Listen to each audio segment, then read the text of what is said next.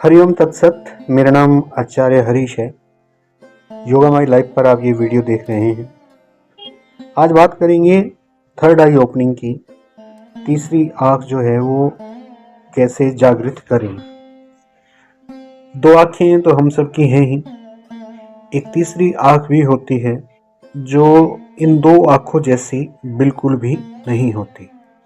तीसरी आंख होती कहाँ है? दोनों आंखों के बीच में ब्रुकिटी बोलते हैं, वहाँ पे तीसरी आंख होती है। जहाँ पे महिलाएं बिंदी लगाती हैं, लगभग उसी स्थान पे तीसरी आंख होती है। अब दो आंखों से तो हम सभी लोग देखते हैं, लेकिन जो थर्ड आई है उसे वही देख सकता है या उससे वही देख सकता है जिसकी वो आंख जागृत हो, यानी कि तीसरी आंख जागृत हो।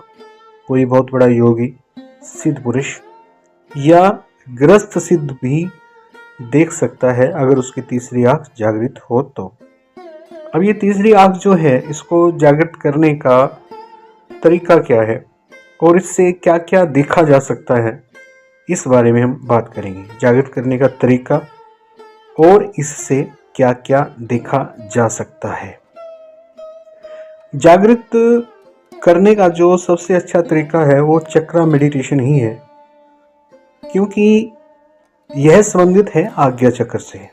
हालांकि सभी के सभी चक्र आपस में जुड़े हुए हैं, एक दूसरे से ही संबंधित हैं, लेकिन जहाँ तक तीसरी आंख का सवाल है, यह संबंधित है हमारे आज्ञा चक्र से। यानी कि आज्ञा चक्र जागृत होगा तो तीसरी आंख भी जागृत होने लगेगी।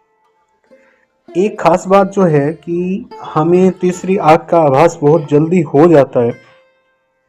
वो कैसे कि जब हम मेडिटेशन करना शुरू करते हैं, आंखों को बंद करते हैं, आंखों को बंद करने के बाद भी हमें जो कुछ भी दिखाई देता है, कई बार अंधेरा दिखाई देता है, कई बार कलर दिखाई देते हैं, तो ये वो स्क्रीन है जिसे हम तीसरी आंख की मदद से देख रहे होते हैं, क्योंकि दोनों आंखें तो हमारी बंद हैं और ये तीसरी आंख थोड़ी थोड़ी खुलती है शुरू में।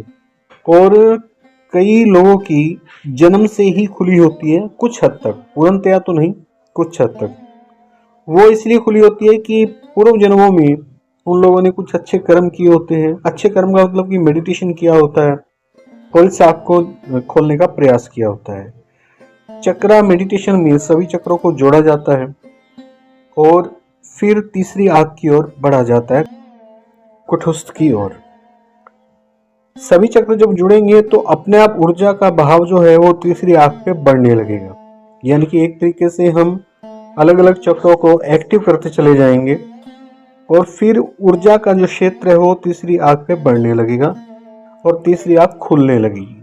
इसका मतलब ये भी हुआ कि जो नीचे के चक्र हैं, मूलाधार, स्वादिष्ठान, मणिपुर, अनाहत, विशुद्धि, ये सब धीरे धीरे खुलने चाहिए, तब तीसरी आंख हमारी खुलेगी, तब जाके हम तीसरी आंख का प्रयोग कर पाएंगे। और जो बंद आंखों में हमें जो कुछ दिखता है, जो स्क्रीन दिखती है, वहां पे हम वो सब कुछ देख पाएंगे जो हम तीसरी आंख से देख सकते हैं।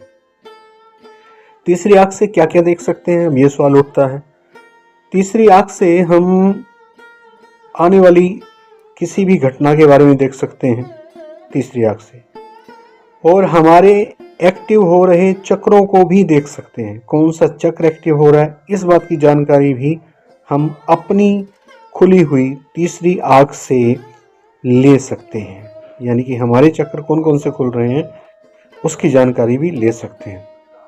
कई बार ऐसा भी होता है कि तीसरी आंख की मदद से हम दूसरे के मन के अंदर क्या चल रहा है, लेकिन यहाँ पे एक शर्त ये है कि वो उसको छिपाना ना चाहता हो। अगर वो दूसरे वाला छिपाना चाहता है तो हम नहीं जान पाएंगे, अदरवाइज तीसरी आंख से हम वो जान सकते हैं। अपना भविष्य तो जान ही सकते हैं, दूसरे का भविष्य भी हम तीसरी आंख की मदद से जान सकते हैं। कोई कार्य संपन्न होगा या नहीं होगा, यह भी तीसरी आंख से जान सकते हैं। कोई आपसे कोई क्वेश्चन पूछने आया है, उसका उत्तर या उसे उस क्वेश्चन का में सफलता मिलेगी या उसका उत्तर हाँ होगा या ना होगा, यह भी तीसरी आंख से जान सकते हैं। यानी कि दूसरों के बारे में भी जान सकते हैं, सिचुएशंस के बारे में भी जान सकते हैं कि किस तरह की सिचुएशन है, उसका क्या हल है। ये सब कुछ हम तीसरी आंख से जान सकते हैं। आज के लिए इतना ही। वीडियो देखने के लिए बहुत बहुत धन्यवाद। Thank you very much. आप सबका दिन मंगलमय हो, शुभमय हो।